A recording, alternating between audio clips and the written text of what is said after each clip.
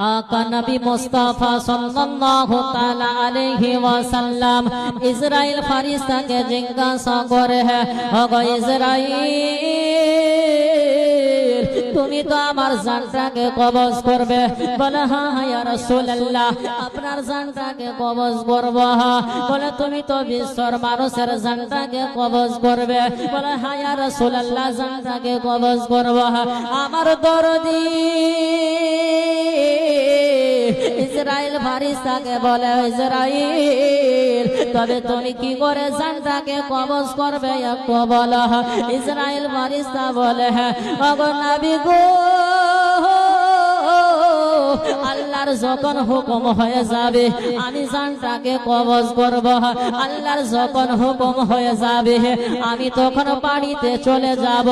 কোন মানুষকে দেখি খাওয়া দাওয়ায় ব্যস্ত থাকে কোন মানুষ কাজে কর্মে ব্যস্ত থাকে আমি ইসরাইল ফারিস্তা আমি লক্ষ্য করি না আমি অতি তাড়াতাড়ি করে যেন জানটাকে কবজ করে নি আমার রহমাতাল লিল আলামিন ইসরাইল ফারিস্তাকে বলে ওগো ইসরাইল ফারিস্তা তুমি জানটাকে কবজ করে নেওয়ার পরে তুমি আসমানে চলে যাও না তুমি বাড়িতে থেকে যাও একটু বলো ইসরাইল ফারিস্তা বলে নবী আমি জানটাকে আমি যদি মায়ের জানটাকে কবজ করেছি কোন ছেলের মায়ের জানটাকে যদি কবজ করে তাহলে মামা বলে কান্না করতে থাকে আমি যদি আব্বার জানটাকে কবজ করেছি তারা আব্বা আব্বা বলে কান্না করে ওগো নবী ওই বাচ্চা ছেলেদের কান্না আমি সহ্য করতে পারি না আমি ইসরাইল ফারিস্তা ওই বাচ্চা ছেলেদের মাথার উপরে চলে যায় আর যাওয়ার পরে আমি মাথার উপরে হাত বোলাতে থাকি ও বাচ্চারা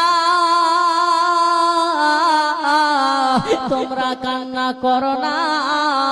কেননা তোমাদের থেকেও আমি ছোট ছোট বাচ্চাদেরকে আমি এতিম করে দিয়েছি গো কাউকে মাহারা করেছি কাউকে বাবাহারা করেছি কাউকে বোনহারা করেছি ও বাচ্চারা